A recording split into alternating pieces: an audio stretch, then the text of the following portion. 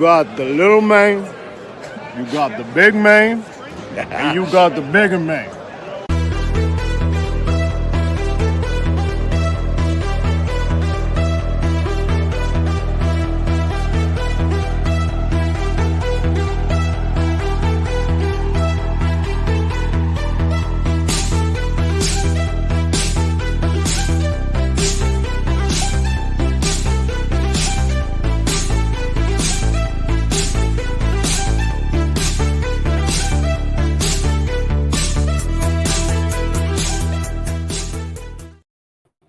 I almost forgot to add myself to the show. That would have been bad. Hey, everybody, I'm Kellen Nitro. Welcome to Nitro Maniac TV's Wrestling Unlimited, coming at you with another edition of, Nitro's Take Live, talking about last night's premium live event, WWE Bad Blood 2024. WWE, of course, knocking off that old name out of the dust, as you can see, much like I'm sitting in right now. It's a very sunny day, and the dust is kind of just flying about. So we'll let that do its deal. Joining me, as always, on these is Mr. TL. How you doing, sir?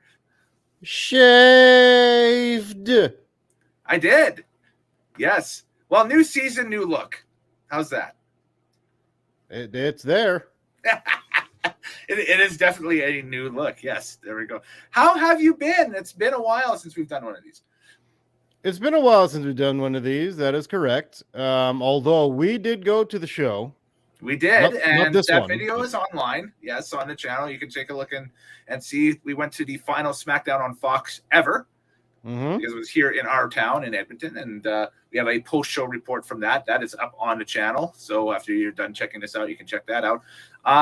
So we've had our share. We've been paying attention, even though we haven't been on. We've been paying attention to what's happening in, all the major wrestling companies and that stuff. And of course, WWE being the primary focus of the channel now at this point going forward. It's a very interesting time for WWE. It's very, a lot of people consider this time of year the dead or quiet time of year, but I don't think it's going to be anything but this year. I think it's going to be a little bit more lively in past years, if we can take what happened last night as kind of the, the litmus test going forward. Now, you just said WWE is going to be the focus of this going forward? Primary. Oh, primary. Okay. Primary focus, yes. We're still going to venture off a couple of times, to check out and see what's happening with AEW and maybe some other stuff. But primary focus, just because it's easier to basically get guests and do these type of shows, is going to be WWE, at least this season, this 24-25 run that we're going to be on. So. Okay, sounds good. Also, and I should also add, the retro stuff is going to be a big part of the channel going forward too. I almost forgot to say that, but the retro stuff, of course, is going to be a big part of the channel. More on that later on in the stream, because we got something coming up later tonight that you're going to enjoy for sure. Definitely. Yeah. By the way, I think of the only important pay-per-views that we had missed throughout the summer was SummerSlam. That's right. That being said, and this is a little preview, this show is what SummerSlam should have been. Ooh, that is a saucy take. It's as saucy as the nugs that they were hawking. This was saucy nugs, baby. Love them saucy nugs. Saucy nugs. Saucy nugs all over the place. Yes. Well, without further ado, let's get rolling. If you guys have any comments or questions for us, you can throw them in the chat no matter where you're watching. We are streaming live through the Nitro Maniac TV's Wrestling Unlimited Facebook group and through the Nitro Maniac TV's Wrestling Unlimited YouTube channel. Apparently, you cannot stream through the Twitter account at Kellen Nitro right now, because those idiots at Twitter have decided to make that a premium feature, and I am not paying for frickin' Twitter. Yeah, that's damn right. Stupid Elon Musk. Yeah, moron. Dumb stuff. Jeez. What a grifter. What a shyster. What a carny.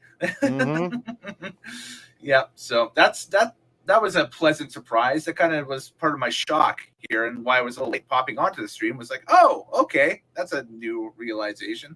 Oh, well, whatever. So hit us up through both those. You can also hit us up, through our various social medias and that stuff throughout the show. We're still on them as long as they'll still keep having us. I am at Kellen Nitro right here. He is at TM Loudon, and you can fire that. That's on the X. And for everything else show related, linktree.com/Kellen Nitro gets you where you need to go. All right. We will start by bringing back the tradition of all traditions.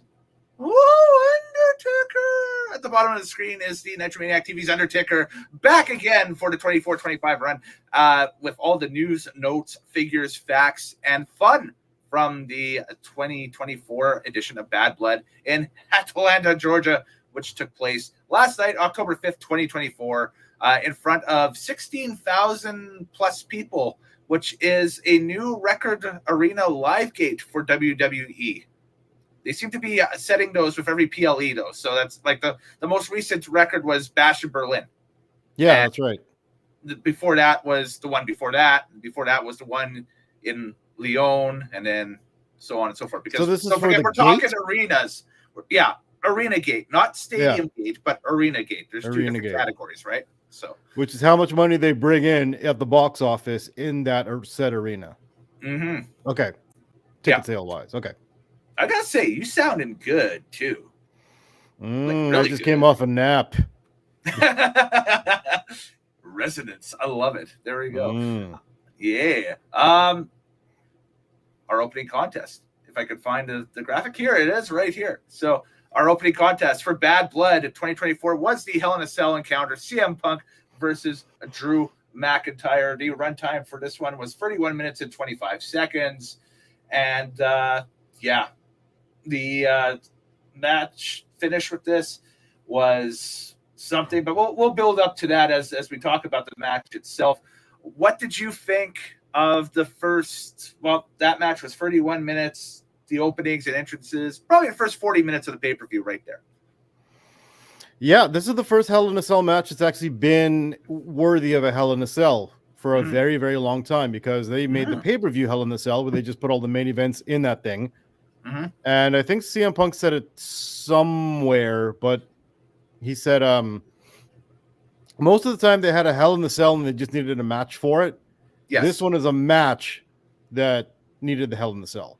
They built towards it. Yes, it was kind of a build all spring and all summer for something like this. If it wasn't going to be a Hell in a Cell, I could see it, being pushed to some sort of steel cage thing at one of the big shows, like either a Survivor Series or a SummerSlam. So it's good to have this in where it was. It fit in nicely.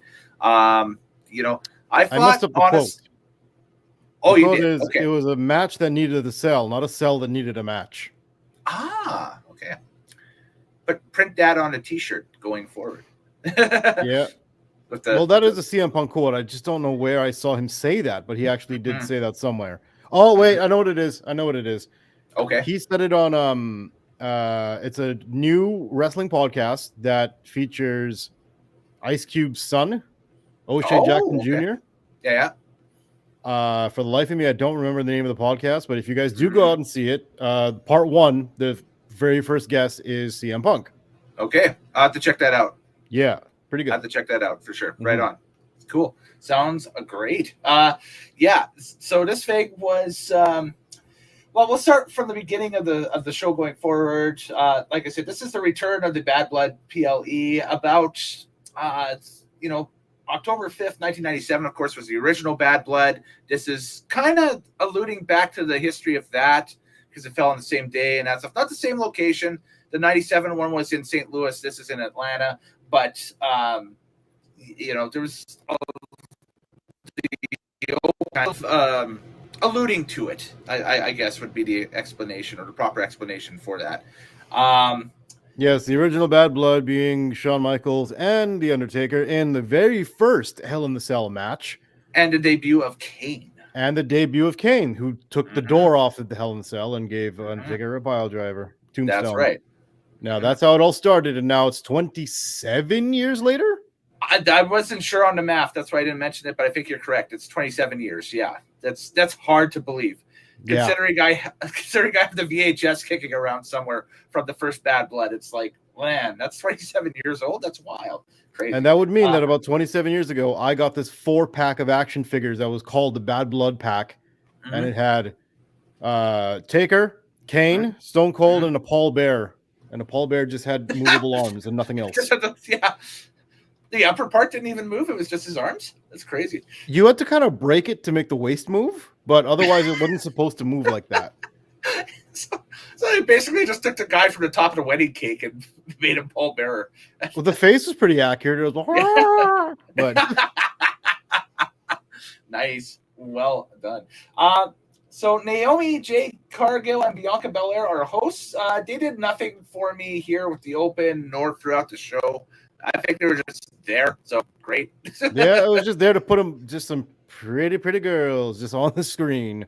Pretty girls, and then they were partying up in the suite a little bit later on during the show. So there we go. Yeah, I don't know. I guess they just had to shoehorn them in there somehow because people want to see them, but they'd rather see them in a match, not in this capacity. You know, that'd be awesome. Well, I guess more later. Cole and Graves on commentary, as is the new alignment for these PLEs going forward. Cole will be the play-by-play guy, and Graves will be the color commentator. We go into, like I said, the Hell in a Cell match: Drew McIntyre versus CM Punk. And now this has been debunked. This has been snoped. This has been absolutely wiped. But there was a rumor and speculation online that they were going to basically bring back part of the stipulation of the 97 Hell in a Cell match for this match last night, which would have been the winner would have gotten a world heavyweight title shot. Now that is untrue. That's debunk that right now. It didn't need it going forward. It didn't need it. No. I don't think so. Because this match is about those two specifically. It had nothing to do with the belt. Yeah. But that's one of my favorite little kickers from the 97 match. Nobody remembers that there was an added stipulation that the winner would take on the WWF champion at Survivor Series out of that. Which turned out to be Hitman? Which was Bret the Hitman Hart at the time. Which is why we got Shawn Michaels versus Bret Hart too at the Survivor Series in 97. The screw job. The screw job, yes. Well, this one would not have a screw job or a debut of a cane. This was a straightforward beat down, beat him up, brawl out, Hell in a Cell match. Very well done. Man, did these guys put it on that show tonight? Or they did, yes. Last night, but what a match, honestly. Laid it on the line, absolutely. Yep. Saucy nugs all over the place. Wendy's really pushing that, so there we go. Yes, if you don't know, Wendy's was a sponsor throughout the night, and they would have their logo branded on the barricade, on the LED light fixtures, on the aprons, and Saucy Nugs for their sauced nuggets made an appearance a lot. Yeah, Goldberg at ringside. Goldberg was at ringside too. More with him later. That is later. We'll get to that. Yeah. Punk 2-2 in the Hell in a Cell match. His first Hell in a Cell match since the infamous Hell in a Cell match in 2012 against Ryback. Oh, God. Yeah, and they mentioned Ryback in name. They just don't care anymore. They're like, hey, whatever. It's part of history. They're alluding to it, man. Yep. Might as well. And McIntyre 0-2 in Hell in a Cell matches coming into this one. Tons of weapon play early, and fast forwarding through to some bits that I noticed throughout the match. Drew hit the Claymore on the floor. Punk busted open.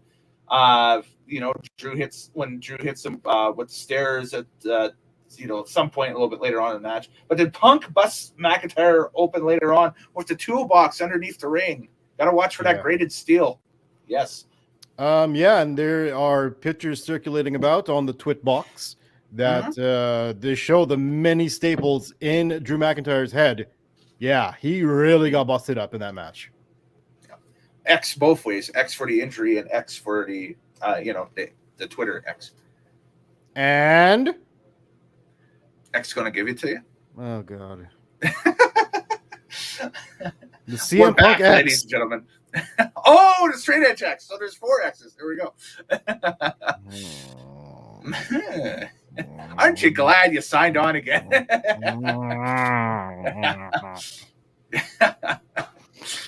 Anyways, Hey, that's what you got. That's what you people are here for. Claymore by True only netted a 2 count. Then we saw a sharpshooter by CM Punk. A GTS by Punk only nets 2. And then this is a move I loved, TL, was the white noise to Punk on the stairs. And it only netted a 2 count. So Drew busting out not only his finishers, but other people's as well. Yeah, he took the Sheamus white noise. That was pretty funny. Mm-hmm.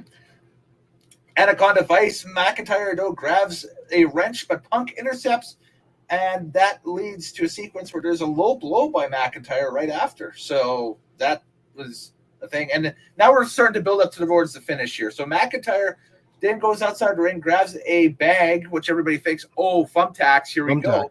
But no, it's a bag of plastic bracelet beads, kind of like the beads. The beads for the bracelets that are in right now, that like all the Swifties are handing out and stuff like that. Because don't forget, this whole feud kind of revolves around the bracelet. It does not revolve around the bracelet. That was just part of it. Okay, well, part. You try to sneak one in. No. Maybe. Tries for the Claymore, but Punk moves, and McIntyre goes spine first into the steps. I thought he really hurt himself there. What a bump. I know. I was like, oh. I was watching it back today. I was like, ugh. To try Claymore and to land on the edge of the outside steps, I was like, holy shit. Mm-hmm. I don't even know how you do that without hurting yourself. Maybe he did not. Maybe he just genuinely hurt himself. Yeah. No, I think that there was talk post-game or post-match last night that McIntyre could be missing some time after this. So we'll see what happens here. But would not surprise me if he takes a few weeks off after this match last night, because especially that bump and how he landed, it was very, I forget which cartoon show did it back in the day. It was probably The Simpsons with the guy falling, or it was, Homer falling out of the tree in The Simpsons, and all of a sudden his back just going like that, when he hit. I kind of had that visual when Drew hit that stair. It's like, ugh, okay. Do you mean when Homer falls backwards onto the top of a fire hydrant? Yes. Okay. There we go. That's it. I love his reaction. He gets punched. Yeah. And then he just falls backwards, spine first, onto the top of a fire hydrant. Yeah. And he doesn't scream. He's just like, this is even more painful than it looks. Exactly. That's it. That's all you can do. But the finish here is where CM Punk wraps a chain around his knee and then hits a GTS onto Drew McIntyre for the finish. 1, 2, 3. Mm-hmm. What did you great think? Great ending to this feud. That I kind of put down that this feud itself in the last few weeks kind of fizzled a little bit. Like you could tell that it was sort of kind of powdering out. No, but I disagree. This match I thought was a great way to end it. I thought that this was a solid ending to it. It's a definite answer, definite finish. I don't think it hurts Drew at all going forward. No. I think if anything, it elevates him quite a bit, and it elevates Punk too, because now you got Punk, firmly reestablished now in WWE, and you would think that in 25 he may be thrown into a world title scenario or a universal title scenario, depending on what happens going forward. Yeah, absolutely. I mean, he's going to have unfinished business with Seth Rollins coming down the road at some point. Oh, absolutely. Yes, that's the second bit of this whole, kind of launch of CM Punk, right? So, yeah. So, I mean, yeah, I could see a potential championship feud going forward with Punk. You're right. It does not hurt Drew one bit. No. Elevates him, in my opinion. I think he's right in behind Gunther as number 2 heel on Raw now. So, I think he's been the number 1 heel on Raw, to be honest. Oh, okay. I wouldn't even put Gunther. Interesting debate. Yeah, but I mean, Gunther is just kind of. He's been a traditional heel in the sense of go to the town, make fun of the town, kind of thing. Yeah. And then duck the baby face for a title shot. Yeah. Drew McIntyre has been just sinister with this whole CM Punk thing, making it quote unquote personal and stuff like he's been way more dastardly of a heel. So I would put him above for that one. Punk definitely needed the win here, and they gave him the win, which I'm happy about because he needed it more than Drew did. If CM Punk had lost, it'd have been like, well, what's next for him? Maybe retirement. Yeah, exactly. That's the whole thing is, what would have been going forward if Punk lost, coming out of that. But well, yeah, you lose a feud and you look like an old man now. Yeah, post match, both guys, selling the effects of the Hell in a Cell, which is a fresh look back at the Cell, because we remember the Cell matches of the 2010s. They didn't always do that. They always kind of let maybe just go 20-30 minutes into a hellacious Hell in a Cell match and then roll out of the ring. Yeah. Oh, well, it's a normal match. Yeah, I won. Yay. Yeah, that's it. These guys were definitely freaking just wore right out. So yeah, like CM Punk, he's like falling down in the aisleway even after he won. They're trying to put medical stuff on him and an oxygen mask, and he takes it off, but he still falls and stumbles forward, and he finally puts his hand up at the end. Like, it was good selling from CM Punk, who won the damn match and still walked out of the Cell like it took years off his life. Yeah. So yeah, absolutely good catch there.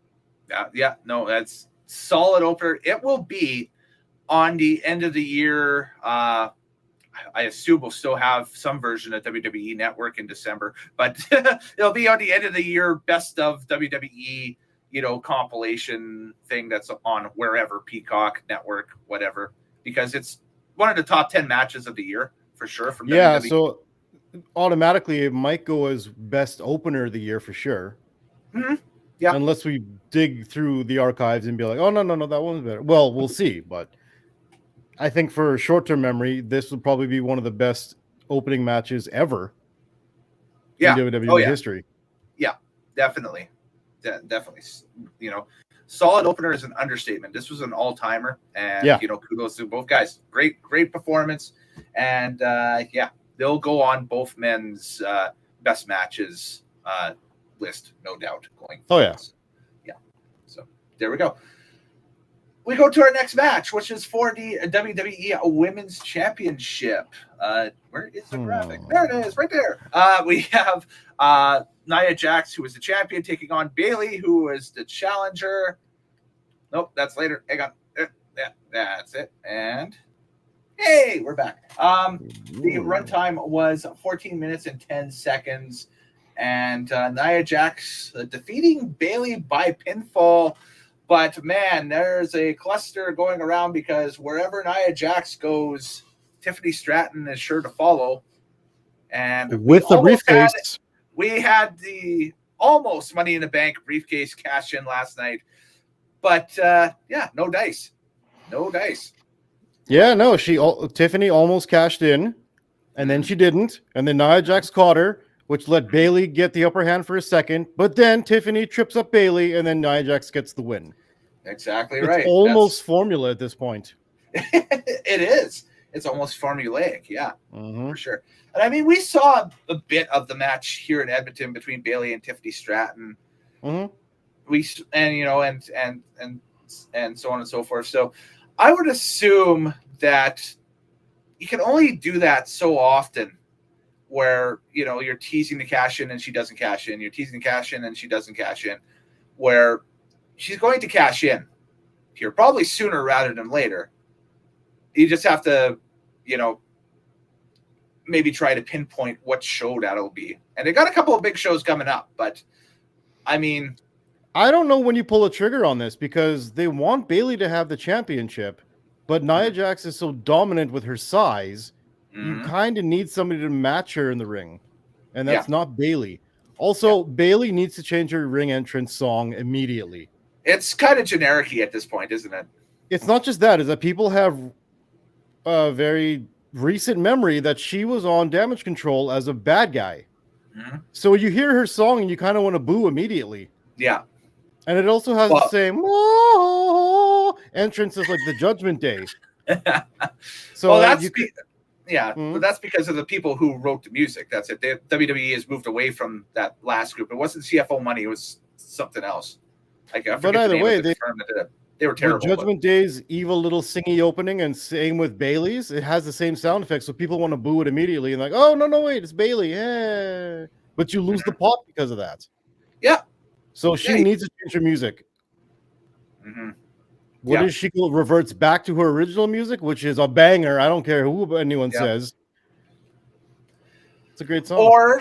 Or they exploit again where WWE has announced that, hey, we're going to spend money on licensing music, much like the UFC does for licensing music for their fighters. So, but that being said, hold on now, because when the UFC, mainstream, I guess, when UFC plays somebody's entrance song for the entrance for a pay-per-view, when they re-show it, the song is gone. They have to play something else, something generic over top. Yeah.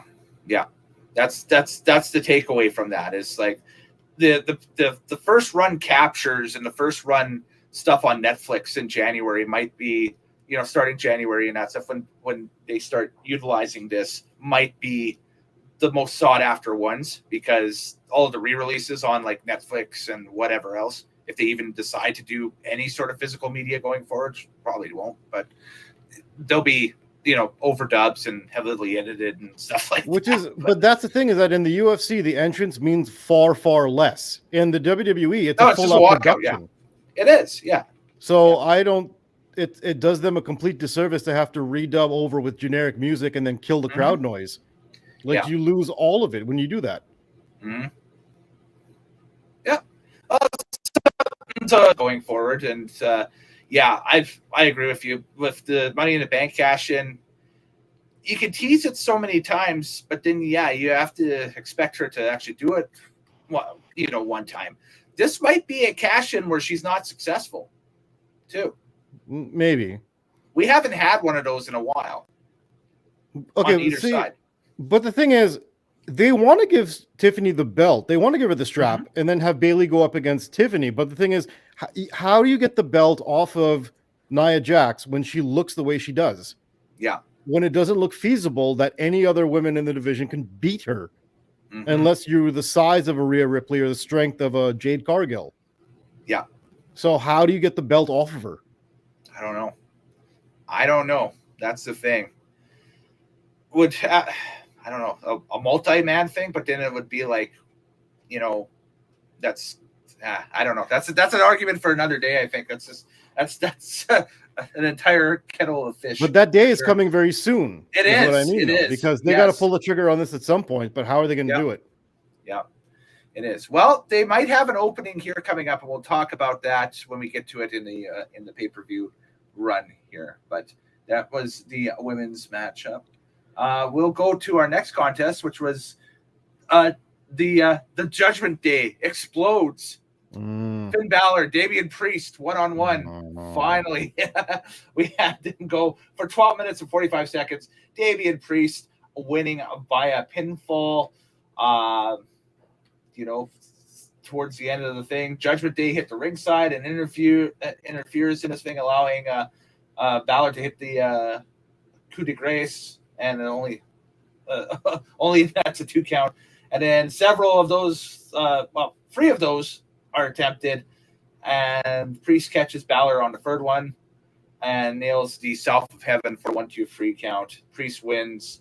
And I think that the problem with Priest right now is he's so entwined with that Judgment Day feuding with that group and that stuff since they broke him off, that I don't know what you do with him outside of, if you want to move him on, where does he go? Like, he might need a brand trade or a brand, a swap over to SmackDown to grab some traction. Otherwise, it's going to be looking like this guy that's always forever feuding with the Judgment Day. So, okay, but you could say that about Cody Rhodes and the Bloodline. That's true. And you could also see that about Rhea Ripley and the Judgment Day too. So that's what I'm thinking, is that this is Raw's version of the Bloodline storyline. Oh, it so is. That's why they keep running this storyline between both shows. You have Bloodline on SmackDown. You've got the Judgment Day on Raw. So that's why they keep doing this, and it keeps going. This match needed to be better than it was. It did not deliver. This is supposed to be about the two guys who the Judgment Day never had a leader after Edge. And so they really didn't. Yeah. But that was their concept, is that there was no leaders, that everyone was an equal partner in the Judgment Day until you brought on jabronis like Dominic and like JD McDonough and Carlito now that are clearly lesser value members of the Judgment Day that don't mean anything. So, and R-Truth at some points. But this was supposed to be basically the two guys. Yes. And I say guys because Rhea Ripley ended up kind of being the leader, but the two guys who were the main heads of the Judgment Day going after each other. And it did not have the heat. It did not have the sizzle, the impact that it was supposed to have. These two should have been at each other's throats. I almost say that this should have been some kind of cell match as well. If they wanted to do the whole, like, Bad Blood equals Hell in a Cell match pay-per-view. But it needed something. This could have been run on a Monday Night Raw. Yeah. Oh, it could have been one of the matches on the undercard tomorrow night under, Gunther, Sami Zayn for the title, right? Yeah, exactly. So, I mean, this needed to be more than it was. And it wasn't. Yeah. No, it was a fill match and that stuff. And it's kind of interesting in what we have to announce a little bit later on. There is, I'll get to that when we talk about that maybe later on. So there's a common thread, and I might hit on that, a little later. So that I've seen with this one and something else. But Triple H has an announcement up next. Filler. It's the largest gate of an arena show in history. So, Crown Jewel, November 2nd in Riyadh, Saudi Arabia. We will not be covering that because we never cover the Saudi shows. Instead, there'll be a Classic Nitros take that weekend. We'll see what happens with the scheduling here and that stuff. Or we could retroactively go back and do the catch-up. Remember the catch-up? Oh, we got to do the catch-up with the mustard and the relish. Yes. Sponsored by Heinz. Sponsored by Heinz. We could plan that for that weekend. I think that. So if anyone doesn't understand what that is, the catch up is basically the show where we catch up on everything that we missed throughout the summer, including the Summer Slams, a couple of the AEW things, and some of the. I think Berlin. We didn't do the review on that one. Bash Berlin. We didn't do a review on that one. No. Yeah, so we missed a couple because summer is fun. People, it is. Get out there. Yeah. But now that summer's over, we can do the catch up show and kind of go back and glaze over all the stuff that we didn't review. So maybe we could do the catch-up show instead. Sure. Hey, we could do that. Bring it, Heinz. I think that's a plan for sure. So, all right. Well, watch for that the weekend of the 2nd. We'll get that going. But anyway, back to Triple H. Announces for Crown Jewel that will be the show and not Survivor Series where the brand's champions will face head-to-head. So, WWE champ versus world champ on the men's and women's side for the Crown Jewel Championship, both men's and women's at Crown Jewel. If it stands as it is, it will be Cody Rhodes versus Gunther. Good match. On the men's side. Liv Morgan versus Nia Jax on the women's side. Nia Jax would squash her like a bug. I don't see that happening. Yeah, you see, that's a bad idea. That's the thing.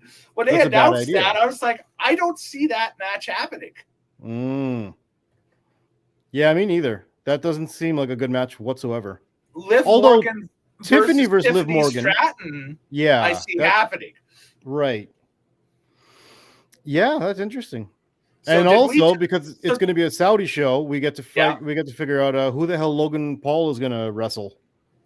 If he's cleared, I think that's the thing. Is I think he's hurt right now. So, but he always ends up going to the Saudi show because it's a shit ton of money. Yeah. Now we'll see what happens. What develops. So they have 3 weeks to develop this. So they've been doing good. They've been doing good so far with these buildups. Yes, that's right. Oh, yeah, and then there's some new Saudi nonsense championship belt. That's what I just talked about. This is the Crown Jewel Championship. No, but there's an actual belt that goes with it. Yes. There's a title belt. That's the Crown Jewel Championship. Yes, that's Triple H. But usually, I'm saying is that sometimes it's a crown, sometimes it's a trophy. Yeah, this time it's an actual belt. It is a belt. Yes. Yes. Yeah. He debuted it last night at the pay-per-view. And I'm not gonna lie, the shape of it is a little AEW-ish with the center plate being more vertical. Mm-hmm.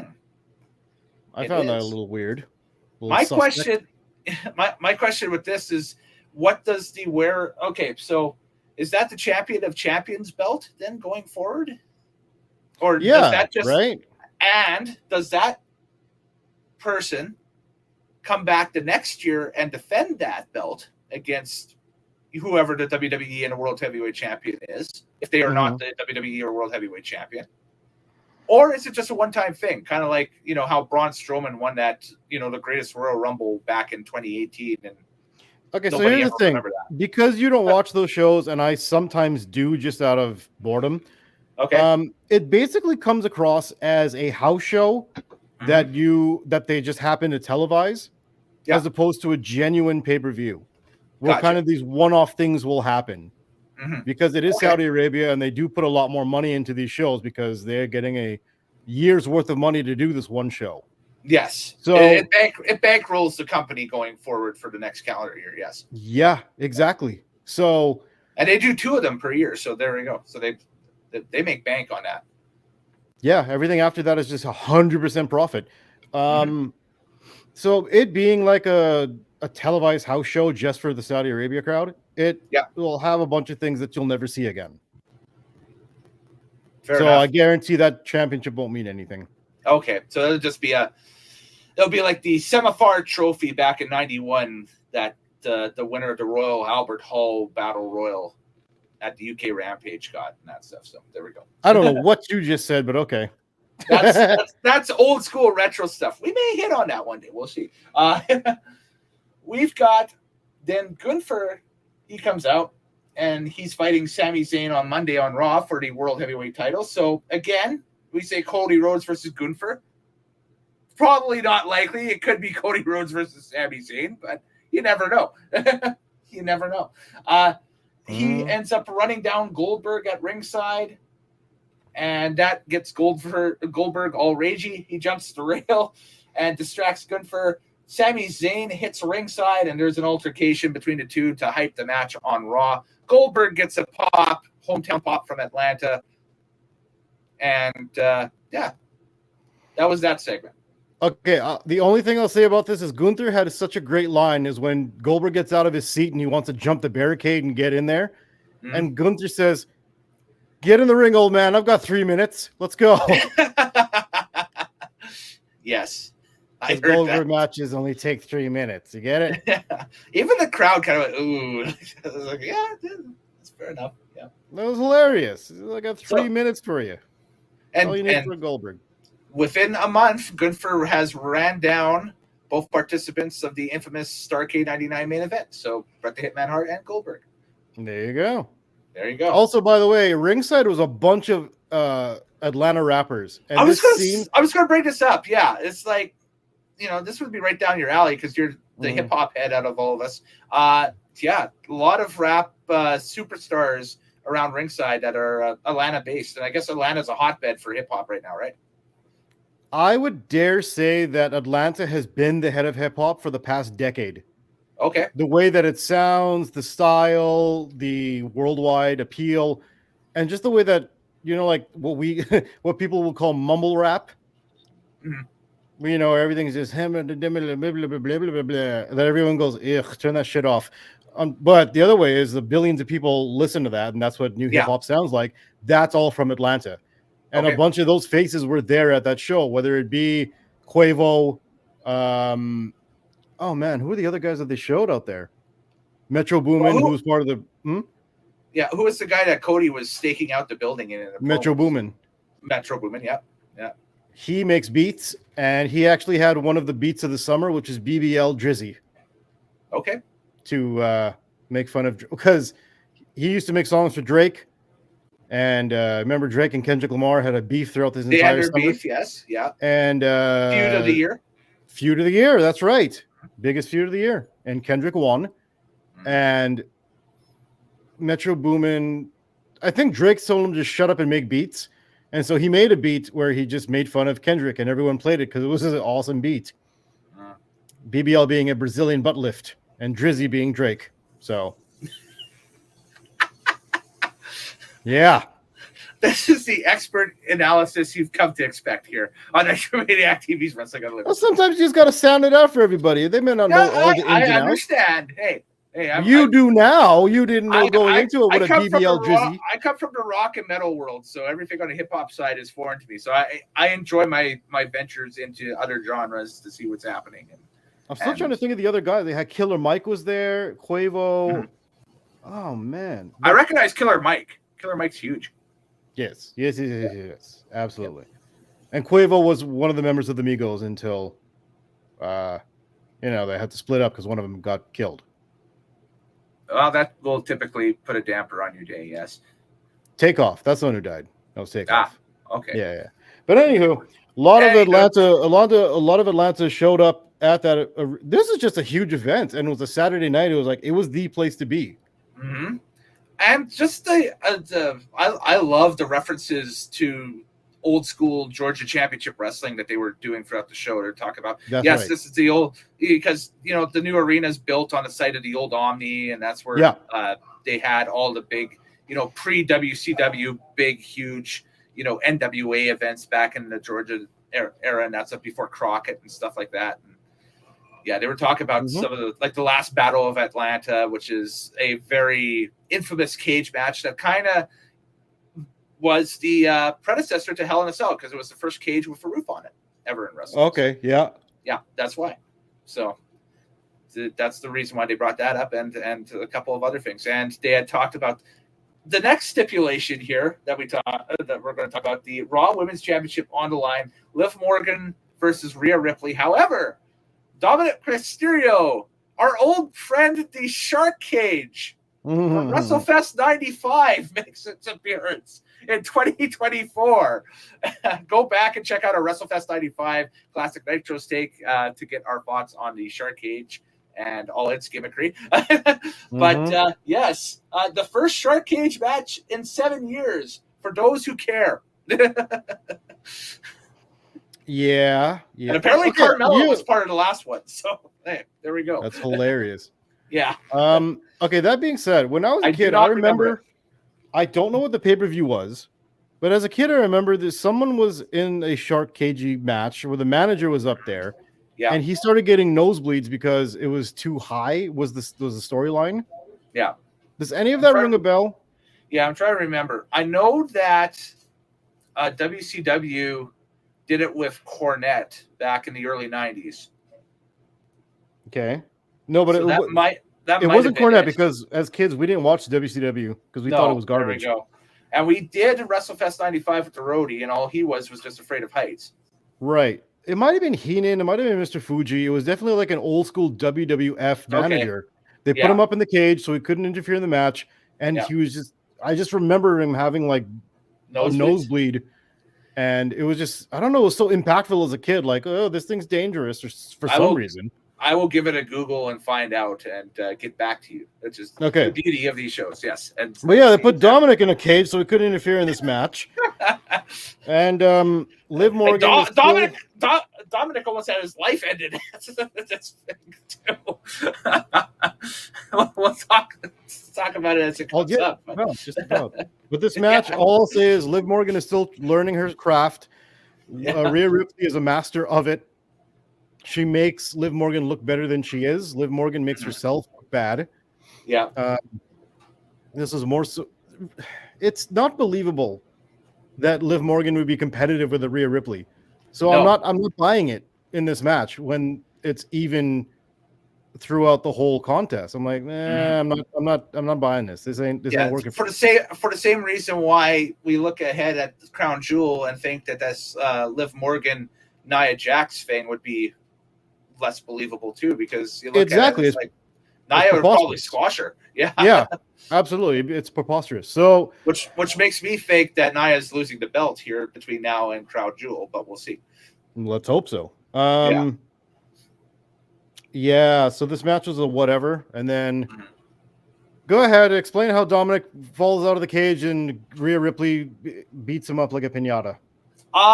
The camera didn't catch him, but I guess he was picking the door throughout the match and that stuff. I couldn't tell because he was sitting down, just petrified. Oh, I'm afraid of heights, up top there and that stuff. But he kicked the door open, and then Cole started freaking out on the broadcast. That's how I noticed it. It's like, look, he's coming out. I was like, he's not coming out. He's 20 feet above and that stuff.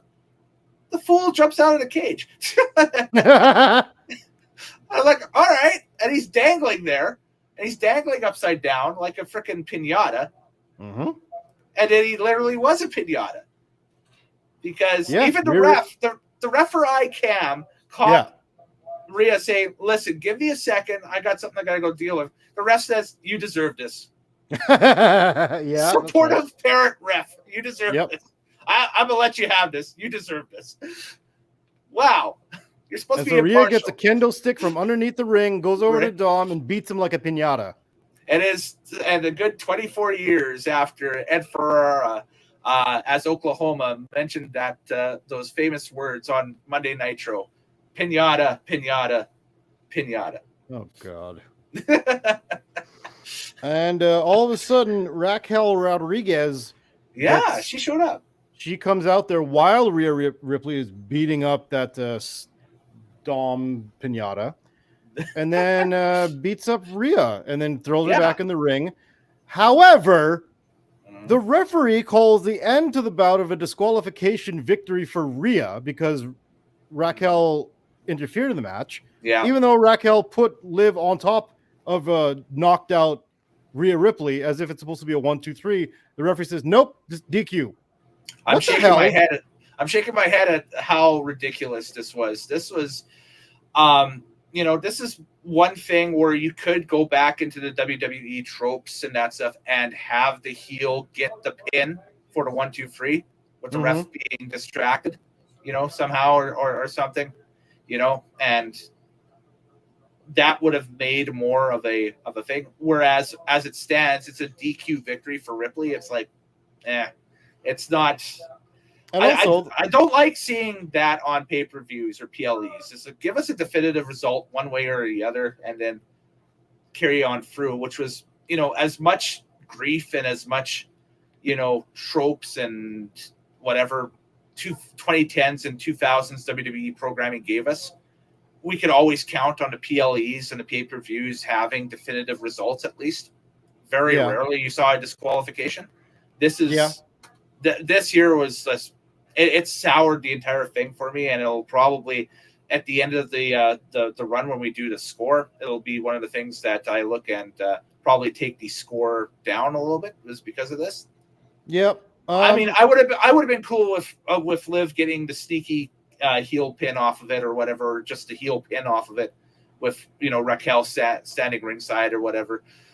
It's smart bringing Raquel into the fold here of this feud because Rhea was this was another girl that while she was feuding with Rhea ended up having an injury, and so you've got to build something up with that, going forward into 24 and to 25 and that stuff. I don't know what that means now. If that means Liv's got a female backup thing, kind of similar to AEW and Mercedes Moné and Camille. Now all of a sudden there's this the powerhouse Raquel Rodriguez with the cowardly champion. Look, a lot of this doesn't make sense because you've got Raquel coming back who was a good guy. Yeah. And then all of a sudden now she's a heel. Up. She's a heel. She got booed last night. So she's she's a heel now because she aligned herself with Liv. But the last time we saw her, she was a good guy. Yeah. So the crowd was like, what the hell? Why would you come back and do that? So that's confusing. It's very confusing. Yeah, they kind of want you to go, oh, wait, is Raquel now part of the Judgment Day? Is she on Liv's side? I was like, really? We're all like, never mind that. What's going to happen with Rhea? Yeah, exactly. So this did not work. No, it didn't. It felt flat. There was, I have written down here in capital letters, no pop. Yeah, there was no pop. So, nope. The whole segment kind of just died. It had. And the other thing is, behind the scenes, we know that Raquel Rodriguez was battling a skin disorder, and we didn't know if she would ever wrestle again because of things going on. So for her to come back and immediately get booed and a heel reaction, the crowd didn't want that. Yeah. They want to be able to cheer this woman from coming back from such like a horrific medical issue. Yep. Not going to happen. Not now, at least. Not now. Not immediately. And always the question with her is she going to be healthy long enough? We don't know. Yeah.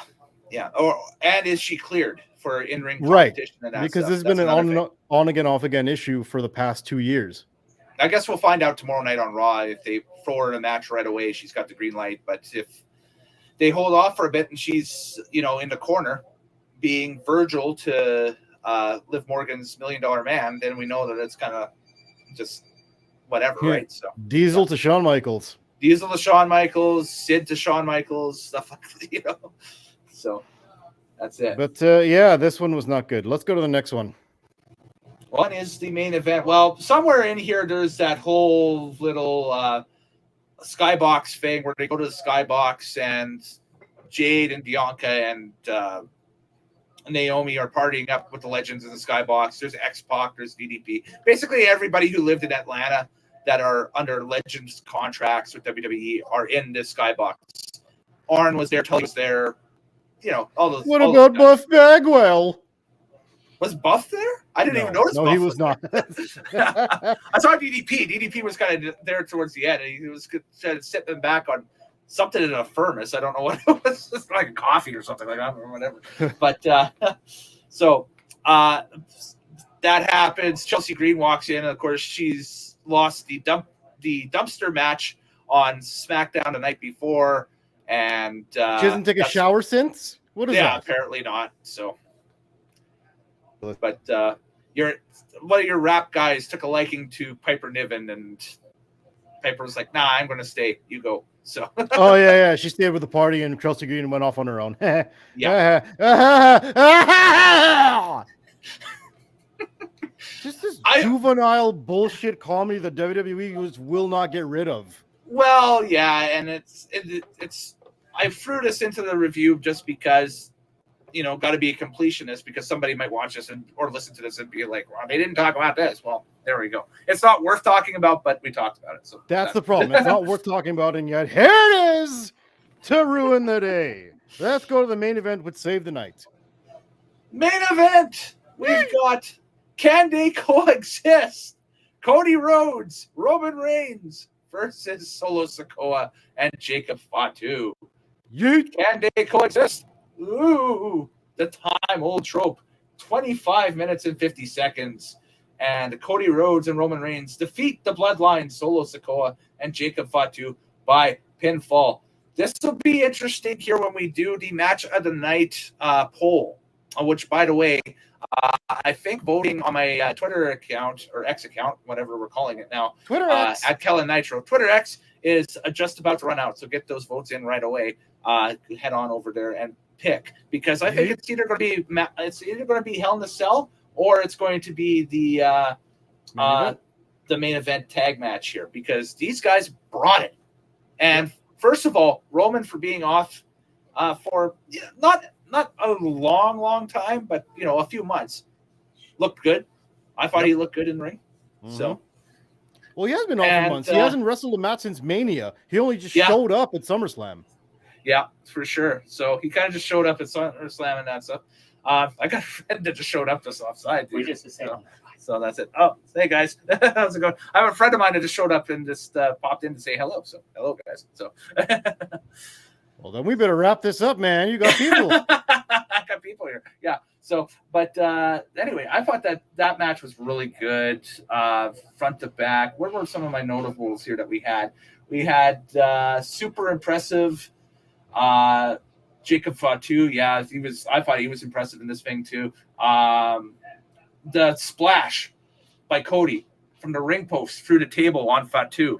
Good stuff. They're really teasing this singles match between Jacob Fatu and Cody Rhodes. It's going to be good because Jacob Fatu can go. Mm-hmm. Yeah. Reigns going for a Superman punch on Solo Sikoa, but of course, the rest of the bloodline, the Tongans, show up as a distraction. But just behind him, some dude in a bandana and a hoodie, standing behind him at ringside, shows up and he takes out both God members and is revealed to be Jimmy Uso. Yeet! Jimmy Uso. Yeet! Jimmy Uso. Yeet! There we go. And it allows Roman to nail the spear on Solo Sikoa and get the 1-2-3. Roman and Cody win. Want to talk about the match before we go into the post-match quickly here? Anything stand out to you at all? Yes. Here's what stands out to me. Mm-hmm. Hogan and Macho Man. Yeah. Brett and Shawn. Mm-hmm. Austin Rock. Mm-hmm. Cena Orton. Mm-hmm. Cody Roman. Cody Roman, yes, exactly. They're basically the two top baby faces of the industry at the same time. Mm-hmm. Like, holy crap. Did the crowd get behind Cody because he is Atlanta and behind Roman because he's Roman? Yeah. And it was so apparent in this matchup that the people really like to see him. They really enjoy his work. And he delivers every time. And he doesn't have to do much, but everything he does is impactful. There's no wasted movement. There's no wasted motion. He goes every step of the way what he's doing, how to play to the crowd. This is such a night and day difference than what Roman Reigns was when he wore a R vest. You know what I mean? When people just hated him. He had go away. Deal, yeah. He had go away heat. Now it's like a please don't ever leave us.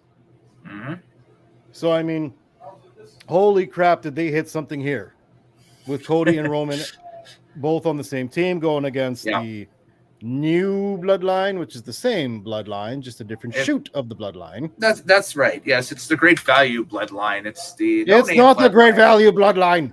It is the Youngins bloodline. And by the way, holy shit, did Jimmy really lay into those super kicks? He did. They went face first. He didn't hit him in the chest, and he didn't lay up. I think dude was excited to be back. He sure was. He was jumping around the ring when other people hit moves. Yeah. He was excited to be back. I believe that's what it was. And so that's it. I'm just grabbing our poll results right now. And Hell in a Cell.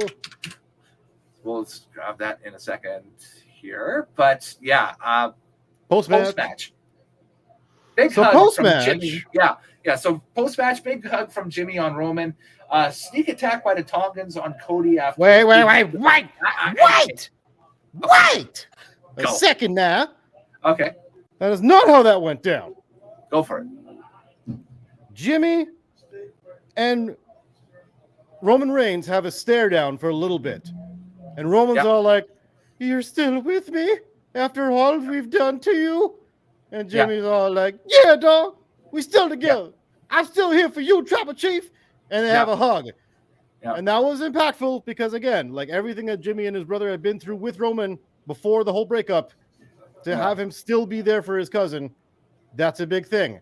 And then Cody's sitting in the corner with that belt, but he still goes to Roman and they face each other eye to eye, and they have respect for each other. And as Roman goes out of the ring with Jimmy, then the Tonga Tunga people attack Cody Rhodes, Tongaloa Tamatonga. And Jimmy tells Roman Reigns, "Come on, dog. We got to go back in there. You gave him his word." And Roman's all like, "It was just for the match." "No, cuz we got to go back in there and show him what's up." And they go back in there and they beat up the Tonga and Tama and Loa people.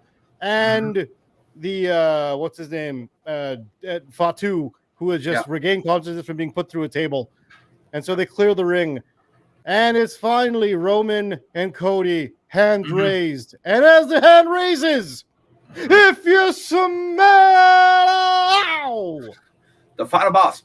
The final boss has arrived in Atlanta, and it was deafening. You couldn't hear anything but crowd noise, even on your headphones. Great pop. It was crazy pop. Great pop.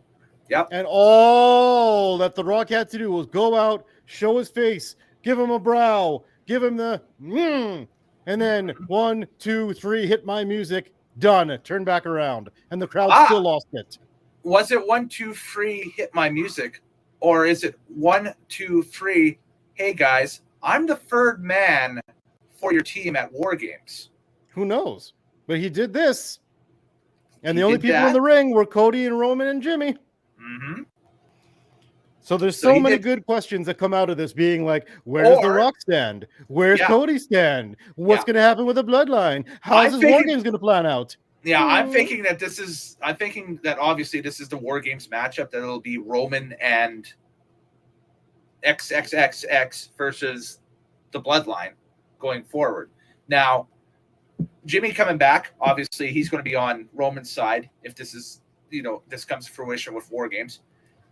Mm-hmm. Cody, we've speculated a little bit that it might be another can they coexist, but Cody's always wanted to be on a War Games side anyway, because of his dad and everything, and check that box off too. So, wasn't he in the last one when CM Punk came back? Great question. Yes, I don't remember now. Yeah, it was Cody because he kept teasing Randy, and then Randy finally showed up, but he showed up late. Right. Yes, he finally showed up late. Yeah. So yeah, it was him. So it'll be second one in a row. Yeah, you're right. So second year in a row. So there we go. And 1, 2, 3, and that leaves, if those are those three, that leaves an open spot.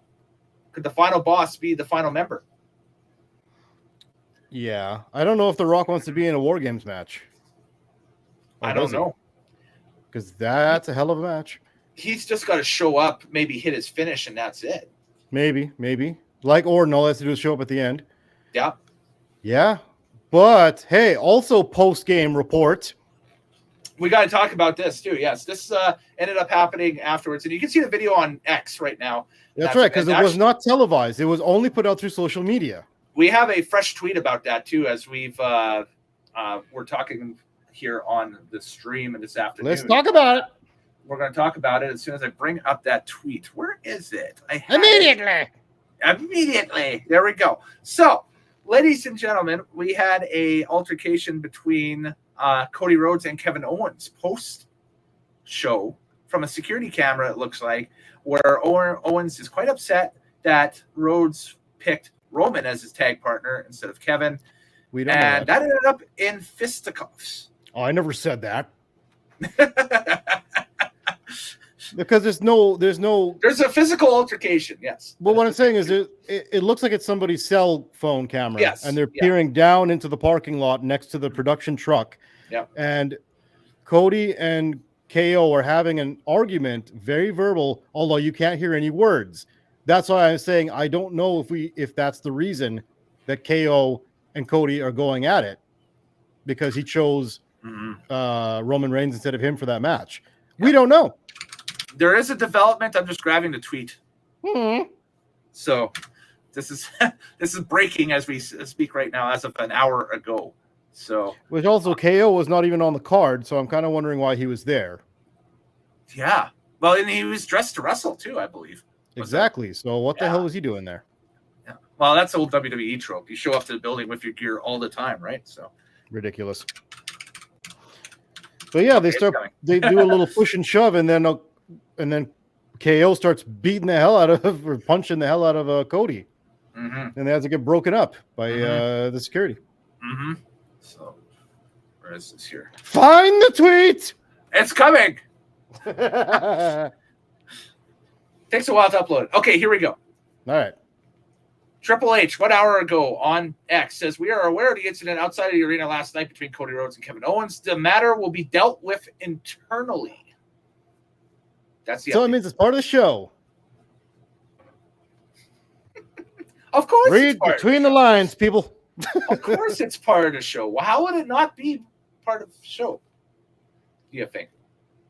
Well, what if it was just they had an altercation that was personal, and someone happened to catch it, and it didn't have anything to do with wrestling? Then we would have seen that, like Meltzer and Alvarez and those guys going after it today and that stuff and everything. This is all storyline, obviously. So I'm fine with it. But yes, of course. And all right, there we go.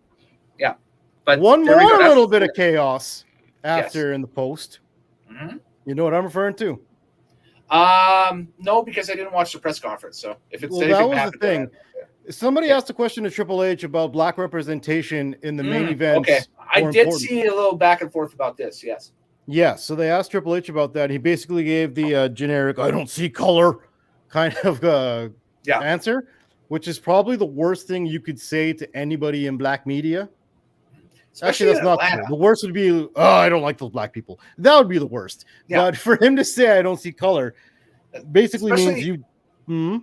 Yeah, especially in Atlanta.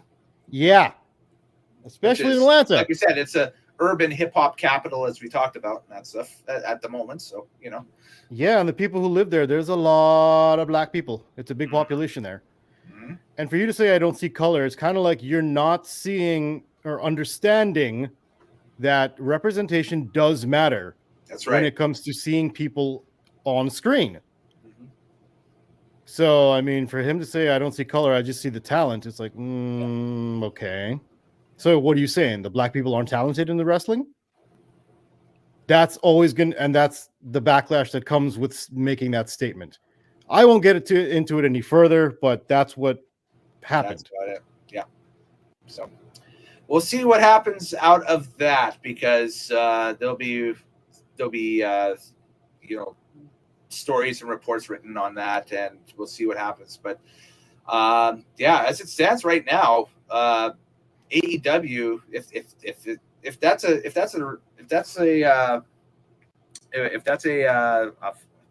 argue, I don't even know where. What are you trying to say, Mr. Nitro? What are you trying to say? If that's a hot button topic everybody wants to get after, AEW does have more champions of color currently than WWE does. They have one. Two. Who's two? Sasha Banks. Well, Mercedes Moné. Oh, right. Yeah. Still TBS champ. And Swerve. Okay, but WWE has Bianca Belair. No. I screwed up. There's just the one, because Swerve lost the title to Danielson. So.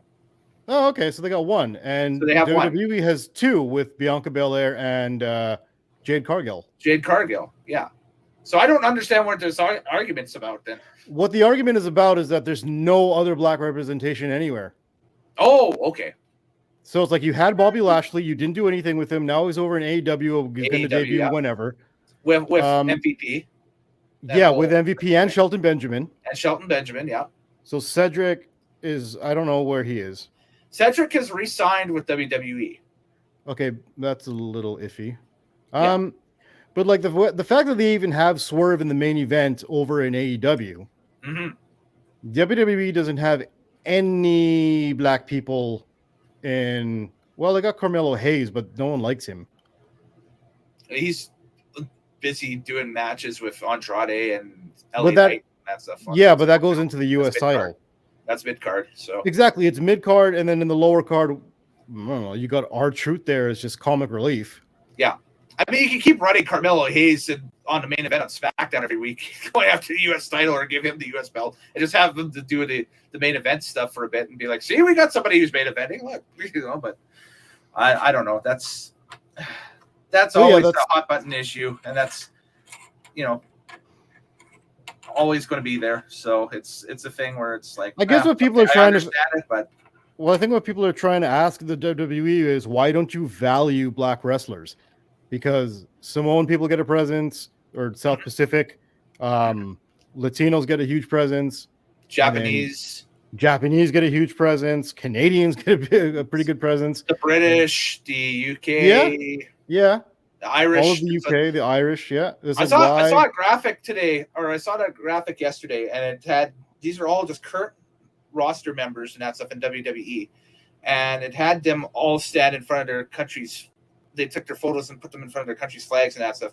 And there was 11 different countries represented, and each of the 11 countries had 5 different representatives in WWE currently. Yeah. And that's without an American flag, without people who are naturalized Americans in there. Yeah, exactly. The foreign talent, I guess. Yeah, right.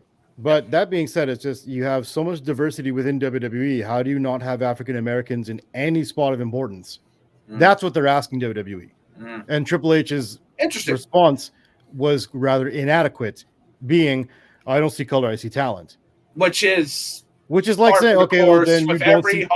with every hot button question Triple H has had during these press conference things at the end of every PLE this year, he has responded with a non-committal answer. Yes, but this one There's bit been him a at least little bit one more at than each usual. Yes. But this one bit him more than usual because it wasn't so much non-committal. It was just like so wait, you don't see talent in African Americans? Mm-hmm. And that's a very big question he's going to have to answer going Very forward. big question. Yep. Now, here's the thing. Me personally, yes, I think he does see talented black people because he's the one that found Swerve in the first place at NXT. Yes. In all of Hit Row. Yes. And he's probably the one that got Bobby Lashley back in the WWE when he did his big return a few years ago. Who signed Jay Cargill too, right? I mean, right, with Triple H. Yeah. So I mean, I think he's not a culprit of this. It's just a matter of I don't know what the matter is, to be honest. Yeah. I don't know why they don't have. I'm trying to figure this out. Yeah, I don't know why they haven't got more African American people as main figureheads on the show. I don't know. They've produced the talent. And then you have to. I don't really want to come out and be devil's advocate or anything. You know what? Better you don't. Let's just call this one. I'm not going to. Yeah. Yeah. I'll you are in no place to do that, good sir. I'll keep that for off air, but it goes to talk about the representation that I talked about from the 11 different countries that are involved with main roster people or that have main roster people from those countries and that's it. But anyway, yes, the aforementioned Hell in a Cell Bad Blood Match of the Night poll that just wrapped up on Twitter is here.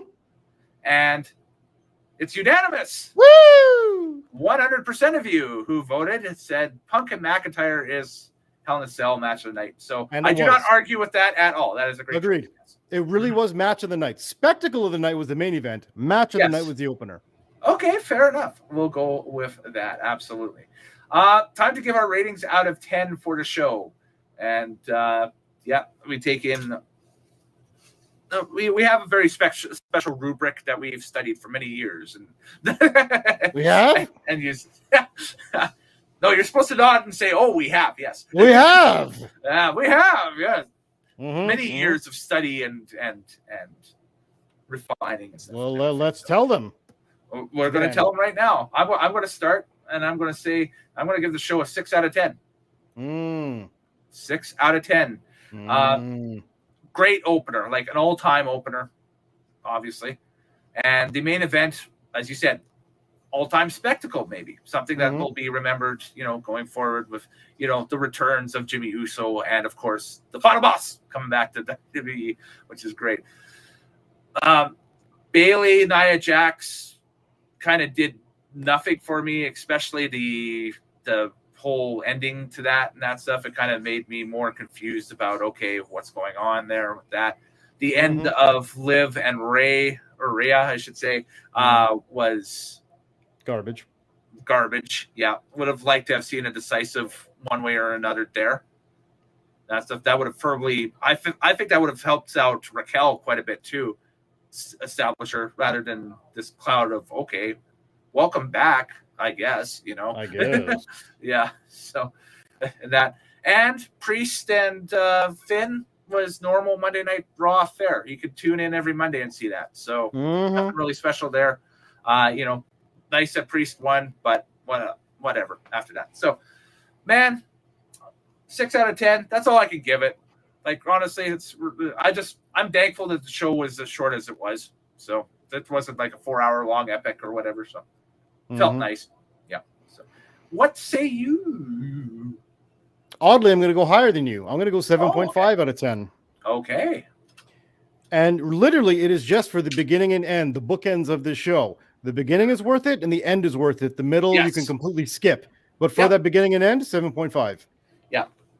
It's like the Oreo cookie that's like, the cookie parts are good, but the stuff in the middle is kind of lousy. Who's ever said that? Who in the history of cookiedom has ever said that? Well, some people who have tried this new Coca-Cola. That's Oreo different. Cookie. That's a side gimmick. When it comes to the Oreo, you live for the middle. Yeah, you do. You live The for the cookie white can stuff, come and go. Who gives a shit? or It's the whatever stuff. frosting. Yes. That's why there's double, triple stuff and all that goodness. Okay. There's no triple cookie. They've never Big Mac the cookie in there. Could you imagine? That would be awesome. No one wouldn't. No one likes the cookie part. You get through the cookie part so you can lick the icing in the middle.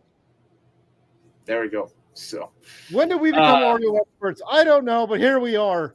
Here we are, and here we remain. So with that, we will tell the Undertaker to rest in peace for this show. It is down and done. Now, our next live stream takes place later tonight, 7 p.m. Mountain. It is the return of the Classic Nitros take, where myself, Mr. TL, and Craig P. Frazier will join us, or join the stream, and tell you about the story of the 1997 In Your House 13 Final Four at 7 p.m. Mountain. Right.